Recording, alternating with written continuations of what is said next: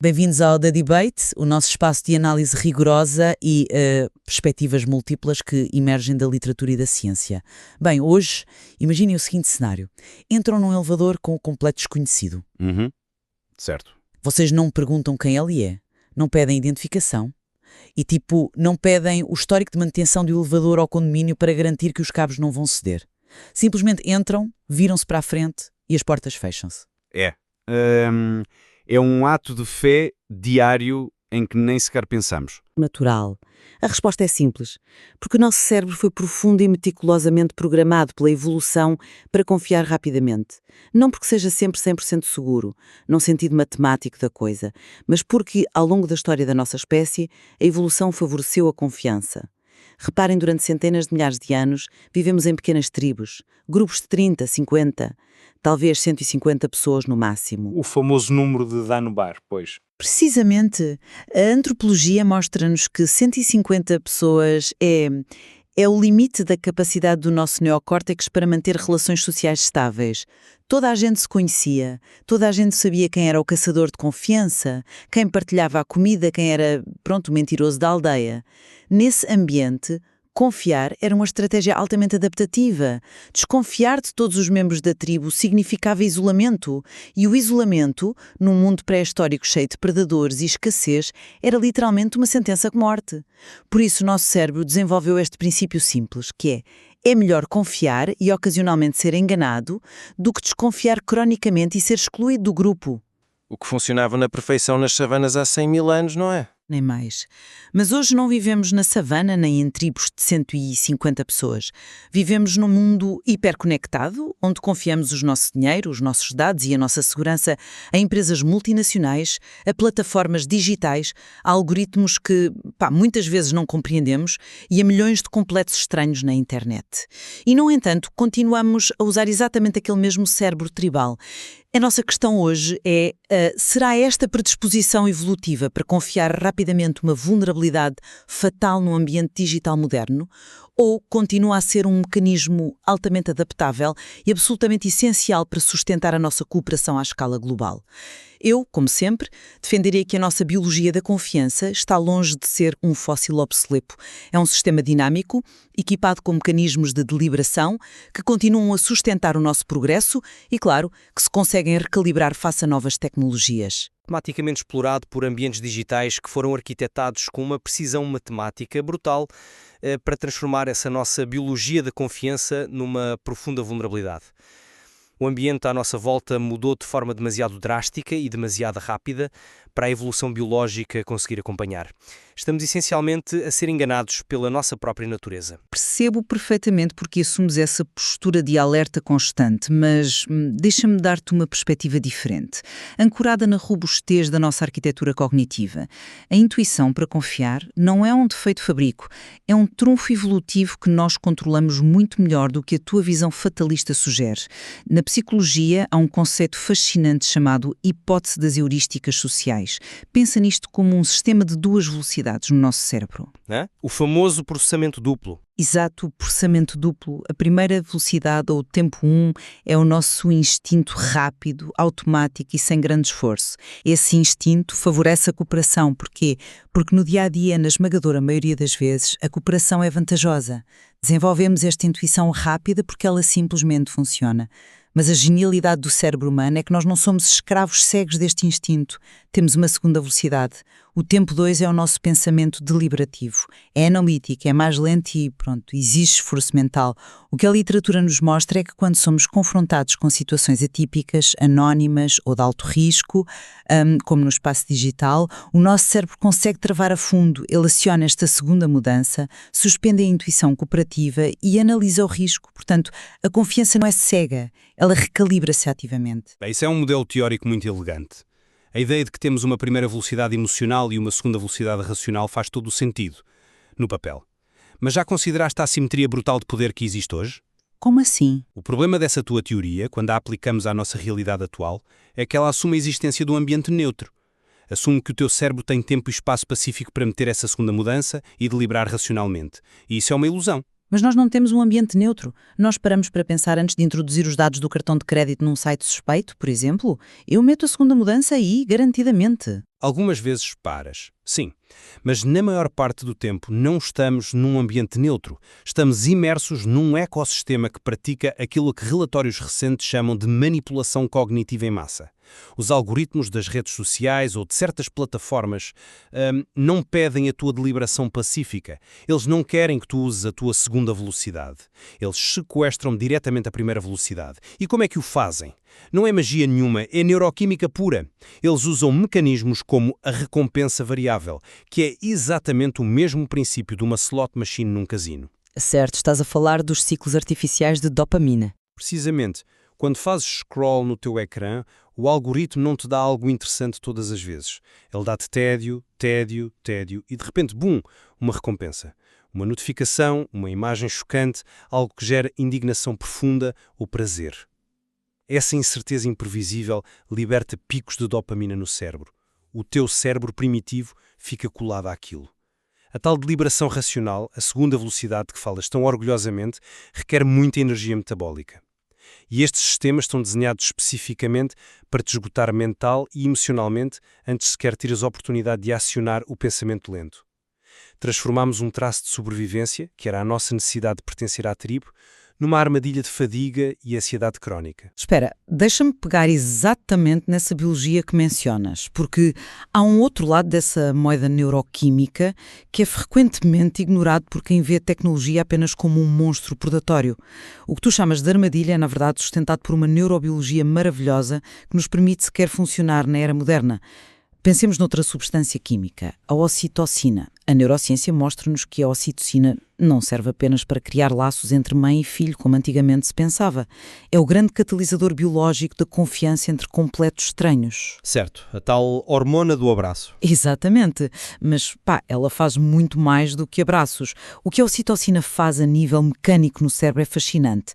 Ela melhora a nossa capacidade de ler as intenções dos outros através de pequenos sinais e, crucialmente, suprime a resposta de medo na nossa amígdala. A amígdala é o nosso alarme de perigo, certo? Sim. Então repara, quando tu entras no eBay ou no Airbnb ou chamas um Uber e vês um perfil de um estranho com 5 estrelas, o teu cérebro liberta ocitocina, o que acalma ativamente a amígdala. Sem este mecanismo biológico exato, a economia virtual e a cooperação à distância seriam absolutamente impossíveis. Se a nossa biologia fosse assim tão lamentavelmente vulnerável e inadequada como tu a descreves, o comércio global online teria colapsado no primeiro dia. O facto de conseguirmos libertar ocitocina perante um avatar num ecrã de telemóvel não é uma falha fatal, é o verdadeiro óleo no motor que permite à economia digital funcionar de forma fluida. A nossa biologia construiu a ponte para o futuro, não é uma âncora que nos afunda. Eu compreendo essa tua perspectiva otimista, mas lamento, não compro essa ideia de todo. Deixa-me explicar porquê, voltando um bocado à mecânica animal. O facto de conseguirmos fazer compras na Amazon ou apanhar um Uber à noite não significa que a nossa neurobiologia esteja a prosperar no seu estado natural. Significa apenas que encontrou um estímulo artificial forte o suficiente para funcionar no curto prazo. Mas há um custo oculto tremendo quando forçamos uma biologia que foi afinada ao longo de milénios para a intimidade de 150 pessoas a operar numa escala planetária. Lembra-se da tua analogia inicial do elevador? Sim, o elevador com o desconhecido. Há uma investigação brilhante de um primatologista chamado Dario Mastripettieri. Ele estudou macacos rezos em situações de confinamento. Os macacos rezos são primatas altamente territoriais, muito cientes de quem manda e de quem é perigoso na hierarquia do grupo. Quando o Mastripettieri os colocava em jaulas muito pequenas, o equivalente a forçá-los a partilhar um elevador apertado sem via de escape, o que achas que acontecia? Bem, imagino que a agressão e o conflito disparassem imediatamente. É o que seria de esperar de animais territoriais. Surpreendentemente, no início não. A tensão interna, o estresse fisiológico, disparava enormemente, claro. O coração deles batia a 1000. Mas eles adotavam uma estratégia curiosa para evitar o banho de sangue imediato. Evitavam o contacto visual a todo custo. E, eventualmente, mostravam os dentes num trejeito que aos nossos olhos se assemelha a um sorriso. Um sorriso de submissão, queres tu dizer? Exatamente. Esse sorriso não é alegria, não é ocitocina maravilhosa a criar laços de amor interprimatas. É o precursor evolutivo de um sinal de submissão apaziguadora. É o macaco a dizer, tipo, estou aterrorizado, a nossa proximidade forçada é antinatural, portanto, por favor, não me mates. Ora, a internet moderna, as redes sociais, o ciclo contínuo de notícias são o nosso elevador global. Forçam-nos a uma proximidade constante, ininterrupta e sem escape, com milhões de estranhos cujas intenções nós não conseguimos prever. Isto gera uma tensão neurológica invisível, profunda. E os algoritmos exploram isto perfeitamente. Eles sabem que de medo e indignação ativam a tal amígdala de que falaste, o nosso sistema de alarme, de forma muito mais rápida do que o córtex pré-frontal consegue processar a informação racionalmente. A ocitocina pode lubrificar o facto de comprares uns sapatos online, concordo, mas é a amígdala, ativada pelo medo e pelo conflito tribal, que mantém os utilizadores acorrentados aos ecrãs durante horas. Nós estamos a sorrir no elevador, mas estamos em stress profundo. Uau! Essa imagem dos macacos ressos presos na jaula a sorrirem de terror para evitar a agressão, admito, é uma analogia visceral e ilumina muito bem a tensão subjacente que todos nós sentimos ocasionalmente online. Concordo perfeitamente que as emoções viscerais são o gatilho inicial no espaço digital. Mas, lá está, isso não nos condena de forma irreversível e isto leva-nos de volta ao papel vital da nossa deliberação racional. O ser humano não é apenas um macaco ressus preso numa jaula a mostrar os dentes. Nós temos capacidades metacognitivas. Nós pensamos sobre a forma como pensamos. Sim, mas será que temos energia mental para o fazer constantemente, 24 horas por dia? Os dados provam que sim. Quando a nossa intuição falha ou quando a tal amígdala nos alerta para uma incongruência, nós agimos. Olhemos para a realidade empírica e não apenas para as jaulas do Mestre Pieri. O recente relatório de confiança digital mostra um dado extraordinário. Sabias que hoje 50% das pessoas verificam múltiplas fontes de forma proativa quando duvidam de informações online? Metade da população. Isto não é o comportamento de um animal indefeso. Isto é a prova quantificável de que a nossa segunda velocidade deliberativa reavalia ativamente a nossa intuição cooperativa inicial. O cérebro não se deita no chão perante o algoritmo. Ele reconhece a incerteza, introduz atrito voluntariamente, vai ao Google, cruza fontes, avalia o tom do artigo e mitiga o risco. A dúvida passou de um mero instinto de sobrevivência biológico para uma competência digital sofisticada. Nós aprendemos as regras do novo jogo, é só isso. Sim, claro, aprendemos as regras, verificamos as fontes. Mas quem nos está a ouvir hoje conhece perfeitamente a sensação pesada do que isso implica no dia-a-dia. A que custo biológico e psicológico fazemos essa verificação constante? Essa verificação que falas como se fosse uma grande vitória cobra um preço insustentável. A literatura chama-lhe sobrecarga cognitiva ou fadiga digital. É aquela exaustão mental brutal que sentimos ao fim do dia, depois de termos passado horas a tentar perceber se um e-mail é de facto do nosso banco ou se é uma tentativa engenhosa de phishing. O ambiente de informação moderno gera um estado de alerta crónico. A dúvida, como bem referes, tornou-se a norma. E não deve ser a norma num ambiente complexo e cheio de variáveis. A questão é que a dúvida não foi desenhada em termos evolutivos para ser um estado permanente. No nosso passado de caçadores-recolhedores, nós duvidávamos pontualmente do membro da tribo que agia de forma estranha, resolvíamos o problema ali na hora e a vida seguia. Hoje, segundo o mesmo relatório que tu citaste tão bem, 74% das pessoas confiam muito pouco nas redes sociais, que é precisamente onde passam grande parte das suas vidas. Estão lá dentro a consumir conteúdo horas a fio, mas desconfiam ativamente de quase tudo o que veem. Viver num estado de ceticismo perpétuo drena completamente as nossas reservas de energia mental e há um lado ainda mais sombrio nisto que tu não estás a ver. Qual lado sombrio? O que acontece quando as pessoas simplesmente perdem a energia para essa tal deliberação maravilhosa? Pensa na atual epidemia de isolamento social. Quando a solidão severa elimina este para-choques cognitivo, o cérebro entra em pânico. Observamos isto de forma absolutamente trágica em adultos mais velhos que perdem a sua rede de apoio físico, a sua pequena tribo moderna. A investigação criminológica e psicológica sobre fraudes financeiras e burlas românticas online mostra algo assustador. O cérebro isolado anseia de tal forma pela libertação daquela oxitocina, procura tão desesperadamente o sentimento de pertença social que, simplesmente, desliga o sistema deliberativo. A tua adorada segunda velocidade avaria. Pumba! Tornam-se alvos incrivelmente fáceis para manipulações, porque a necessidade ancestral de conexão sobrepõe-se a qualquer verificação racional de factos.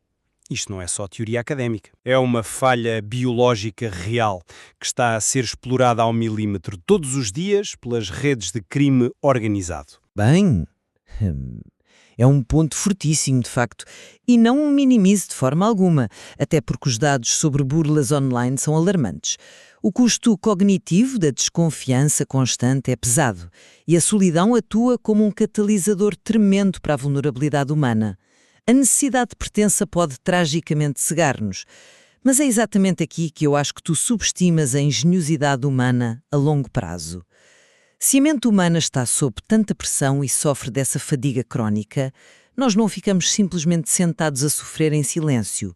Como espécie racional e construtora de ferramentas, nós adaptamos-nos de forma sistémica. Como assim sistémica? Estás a falar de quê? Nós externalizamos a deliberação. Quando percebemos que não conseguimos, e francamente nem devemos, processar toda a verificação de ameaças de forma constante no nosso próprio córtex pré-frontal, o que é que fazemos? Construímos infraestruturas complexas para o fazer por nós. Veja-se, por exemplo, o conceito brilhante que está a revolucionar a cibersegurança neste exato momento, a arquitetura Zero Trust, ou Confiança Zero. A norma NIST 800-207. Vieste mesmo preparada com as referências técnicas. A Tica funcionava como um castelo medieval com fosso. Uma vez que passavas a ponte levadiça e entravas na rede corporativa, a tua tribo digital, digamos assim, a rede confiava cegamente em ti. Podias ir a qualquer sala a aceder a qualquer fecheiro. Mas percebemos que isso era profundamente perigoso com os ciberataques modernos. O modelo Zero Trust muda completamente o paradigma. Já não há confiança implícita baseada na localização física. O sistema agora assume que a ameaça já pode estar dentro do castelo. Portanto, exige verificação de identidade e múltiplos fatores de autenticação em absolutamente todas as portas, a cada passo do caminho. Mas espera, onde é que isso alivia a carga do utilizador humano? Acabaste de descrever um pesadelo burocrático digital? Alivia, porque desenhamos os sistemas, os protocolos e agora a inteligência artificial de segurança para assumirem a pesada carga dessa verificação constante no background. As máquinas não precisam de dormir, não se sentem stress, não se sentem sozinhas e não sofrem de fatiga cognitiva ao verificar 100 vezes um certificado digital num milissegundo. Ao externalizarmos este processo exaustivo e, admitamos, paranoico, de verificação para a infraestrutura tecnológica, para a própria arquitetura da rede, nós protegemos a mente humana. Criamos um escudo invisível que permite que a nossa biologia continue a operar de forma funcional, a conectar-se com os outros e a libertar oxitocina em ambientes que a máquina já garantiu previamente serem seguros. Isto liberta-nos, finalmente, do peso esmagador da dúvida constante. Olha, a tua lógica é estruturalmente muito forte. E, do ponto de vista estrito de engenharia de redes, a arquitetura Zero Trust é de facto uma solução brilhante. Os servidores não se importam minimamente de ser alvo de confiança zero. Mas o erro fatal da nossa era, a meu ver, é precisamente essa tentativa ingênua de aplicar ou de espelhar conceitos puramente tecnológicos na fragilidade da psicologia humana. A máquina verifica passaportes à porta de cada sala. Fantástico. Mas como é que isso se traduz na experiência subjetiva de quem usa a tecnologia? A teoria psicológica e a biologia evolutiva demonstram inequivocamente que a necessidade humana de confiar e de pertencer é profunda e negociável. Sim, mas a ideia é precisamente que a máquina confere a segurança mecânica para que o humano possa finalmente confiar emocionalmente. Na teoria dos engenheiros de software, talvez, mas na prática diária, viver imerso num ecossistema digital que exige, mesmo que seja de forma subliminar, uma postura constante de zero trust em relação à informação, aos e-mails que recebemos, às notícias que lemos, aos vídeos que agora podem ser facilmente deepfakes gerados por inteligência artificial, isso destroça a saúde mental humana. Viver uma vida psicológica de confiança zero conduz inevitavelmente à alienação.